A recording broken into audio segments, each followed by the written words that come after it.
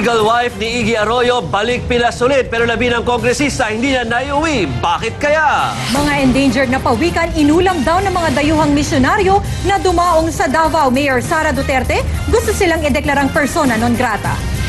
Gwardya patay matapos pumalag sa dalawang armadong lalaki na nagtangkang magnakaw sa binabantayan niyang Money Remittance Center.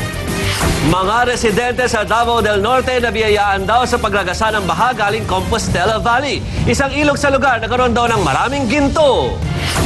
Mga iligal na troso na pumatay sa libong mga tao sa Caraga Region noong Bagyong Sendong ginawang upuan para sa mga eskwelahan. At sa showbiz, huling fans day ni David Archuleta dinumog ng fans at Hong Kong getaway ni Chris Aquino kasama ang kanyang mga chikiting.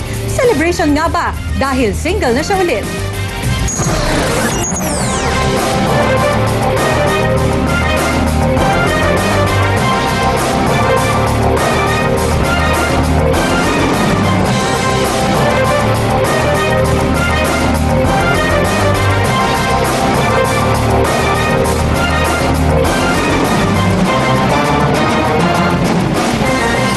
Pilipinas, magandang gabi. Ngayong 4 ng Pebrero 2012. Ang mga aksong balita. Simulan natin ang aksyon sa pagbabalik bansa mula London ang legal wife ng yumaong congressman na si Iggy Arroyo. Bigo si Aleli Arroyo na maiuwi ang labi ng kanyang mister dahil sa pagharang umano ng kinakasama ng kongresista. Para po sa update, may live report mula sa NAIA si Michelle Mediana. Michelle! Joey, nakabalik na nga kaninang bago mag-alas 10 ang may bahay ni yumaong Congressman Iggy Arroyo na si Aleli mula sa London. Pero bigo siya na maiuwi ang labi ng kanyang asawa. Nagulat daw si Aleli at ang kanyang abogadong si Attorney Lorna Capuna na hindi pumayag ang punerarya sa London na i-release sa kanila ang labi ng kongresista. Tumawag daw ito sa kanila at sinabi na ang huling utos sa kanila ni Grace Ibuna ay huwag i-release ang bangkay dahil ipapakremate ito doon. Nagbanta pa daw ang abogado ni Ibuna na idadamay pati ang embahada ng Pilipinas sa London dahil sa ginawang pagtulong kay Aleli.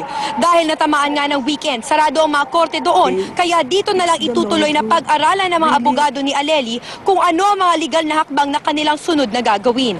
Para naman sa kampo ni Aleli, di daw tama ang ginawa ni Grace na pag-file sa korte ng UK, lalo pat lahat ng kasama sa issue ay mga Pilipino. Tila wala daw itong respeto sa batas ng Pilipinas. Ang maiuwi ang bangkay sa bansa ay kahilingan daw di lang ni Aleli, kundi pati ng pamilya Arroyo. At dapat di masunod ang kagustuhan lamang ni Ibuna. Para naman kay Aleli, palagay daw niya ay nagawa na niya ang lahat bilang asawa. At ang hinihiling na lang niya ngayon ay dasal para sa asawa at sa kanilang pamilya. Ang mga abogado na lang daw niya ang bahala sa mga nangyari dahil hindi daw ito ang panahon para pag-usapan pa ang mga ganitong issue. Humihingi din siya ng tulong sa ating Speaker of the House at nagpapasalamat sa Department of Foreign Affairs at Philippine Embassy sa London sa lahat ng kanilang pagtulong. Jovi, aminado naman ang abogado ni Aleli na sa ngayon na hindi pa nila alam kung maiuwi pa nga dito ang labi ng kongresista. Kaya hiling na lang nila ay magkasundo na lang ang dalawang panig dahil ito naman daw ang kagustuhan ng pamilya Arroyo at pati ni Aleli. Jovi? Maraming salamat, Michelle Mediana. Hawak pa rin daw ng prosekusyon ng tiwala ng mga kongresistang nagsulong ng impeachment laban kay Chief Justice Renato Corona. Sabi ng tagapagsalita ng prosecution panel na si Congressman Erin Tanyada, napatunayan naman nila na bagamat nag-file nga ng Statement of Assets, Liabilities and Net Worth, si Corona hindi naman magkatotohanan ang marami sa mga ito. Pero buwelta ng depensa, wala pa ring ebidensyang naipresenta ang prosekusyon na sasapat para mapatalsik si Corona. Pinababantayan naman ng grupong Black and White Movement ang mga abogado ni Corona na pro bono o libre ang serbisyo. Baka raw kasi may kapalit na pabor ang pagtatanggol nila sa punong hukom. Nakaburol na sa Cavite ang labi ng 21 anyos na boksingerong si Carlo Maquinto. Namatay si Maquinto kahapon matapos makomatose ng 6 na araw pagkatapos ng isang laban. Ito ang report ni Renz Ongkiko. Puno ng pagdadalamhati na binalikan ni Dory Maquinto ang alaala ng kanyang boksingerong anak na si Carlo. Kahapon, tuluyang na maalam si Carlo matapos siyang magka-cardiac arrest.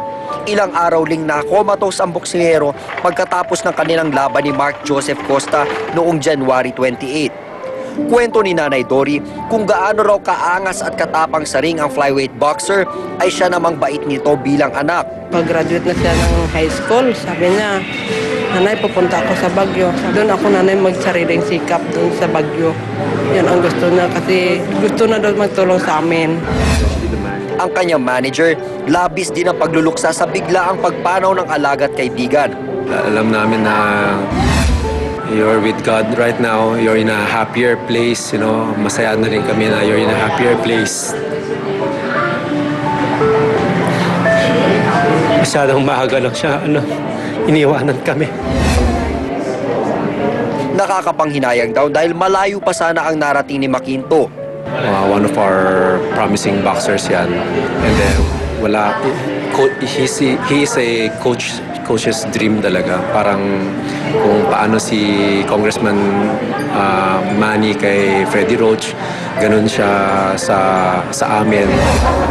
Bukod sa mga kamag-anak mula sa Iloilo, dumalaw na rin sa burol ni Carlo ang kanyang mga kaibigan at kasamahan mula sa Coyisan Gym sa Baguio, kung saan nagsasanay din si Manny Pacquiao. 3 gabing mamamalagi ang mga labi ni Maquinto sa Labien Funeral Homes sa Bacoor, Cavite, bago iuwi ang kanyang mga labi sa Iloilo sa Martes. Renzo Kiko, News 5. Sentro ng kontrobersiya ngayon ang pagkain ng mga foreign missionaries sa Davao ng mga endangered na pawikan. Ang mayor ng Luzon gusto na sila ideklarang persona non grata. Camila Badiso, ikwento mo! Bumulaga sa mga basurero sa pier sa Davao City kahapon ang mga ulo at ibang parte ng katawan ng kinatay na green sea turtles o pawikan. Galing daw ang mga ito sa nakadaong na barkong MV Hana na may sakay na foreign missionaries na nagkakawang gawa raw sa iba't ibang bansa. Nang corner ng News 5 ang project manager ng mga misyonaryo, inamin niyang kinain nila ang mga pawikan. Pero paliwanag niya, di naman ito galing sa Pinas, kundi sa Palau. From Palau because we brought herbs, foods and rices. So the local people, under the permission of President, they give this to us.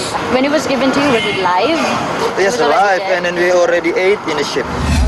Sa huli, humingi pa rin ang paumanhin ng mga misyonaryo. I would like to apologize people of Davao that we had turtle, but it was not our intention. Pero sa kabila ng paghingi ng dispensa, pinag-aaralan na raw ng mga otoridad kung anong kaso ang pwedeng isampa sa mga misyonaryo. Itinuturing kasing endangered species ang mga pawikan. That's protected by international laws. Kaming mga pawikan, they are endangered, they are protected species. Kung si Davao City Mayor Sara Duterte naman ang tatanungin, Dapat persona non grata na sila immediately by the city council since they are not Filipinos, they are aliens. Tapos ingana ang ilahang pagtrato sa things that we value. Camille Abadisio, News 5. Sumugod sa US Embassy ang may 100 rallyista para tutulan ang umano'y pagbabalik ng mga sundalong Amerikano sa bansa. Nagkaroon ng habulan nang makalusot ang mga rallyista sa unang hanay ng mga pulis na nakabantay sa embahada. Mabilis namang nakaporma ang mga pulis at napigilan ng mga galit na rallyista na makalapit sa compound. Gustong ipabasura ng mga rallyista sa gobyerno ang Visiting Forces Agreement o VFA na magpapalawig ng presensya ng Amerika sa Pilipinas. Itinanggi naman ng Amerika na magdadagdag ito ng base militar sa Pilipinas. Hindi pa rin daw natatapos ang isinasagawang bilateral strategic dialogue ng Pilipinas at Amerika. Di pa rin maiwasan ng ilan na magduda kung totoong napatay nga ng mga militar sa Sulu ang mga terorista na may patong sa ulo. Hanggang ngayon kasi wala pa rin konkretong patunay rito. Ikwento mo, Erel Kabatbat. 7.4 million pesos at $140,000 ang patong sa ulo ng Abu Sayyaf commander na si Gumbahali Jumdail alias Dr. Abu. 7.4 million pesos at $5 million naman ang reward para sa Malaysian terrorist na si Zulkifli Abdul Hir o alias Marwan. Habang $50,000 para sa Singaporean Jemaah Islamiyah contact na si Muhammad Ali alias Mawiya. Lahat sila kabilang daw sa 15 terorista na napatay umano sa inkwentro sa mga militar sa Sulu noong Miyerkules. Pero hindi maiwasan ng ilan na magduda kung totoong patay na nga ang mga ito dahil hindi pa nakikita ang kanilang mga labi. Kasi kailangan din natin ma-satisfy din yung technical aspect of identifying. Kasabay nito, nagpahayag ng interes ang Malaysia na malaman kung totoo bang high-value target ang mga nadali ng militar. Bukod kay alias Marwan, 2 pang Malaysian ang sinasabing napatay sa operasyon. Nakatakdang magpadala ng forensic team ang Malaysia sa Sulu para mag-imbestiga. Ayon sa militar, malaking tulong ito para matukoy ang pagkakakilanlan ng mga napatay na terorista at nang hindi na rin daw mahaluan ng pagdududa ang pagbibigay ng pabuya. Umaasa naman ang ina ng napatay na si Marwan na maiuwi niya ang 11 anak sa Malaysia. Ayon sa militar, nakahanda silang alalayan ang ginang sa paghahanap sa bangkay ng anak. We wish that we could have given her son a proper burial. Errol Kabatbat, News 5, Zamboanga City. Susunod, mga iligal na troso na rumagasa sa Caraga Region noong bagyong Sendong na pakinabangan na. Isang secure sa remittance center patay matapos harangan ang 2 armadong magnanakaw.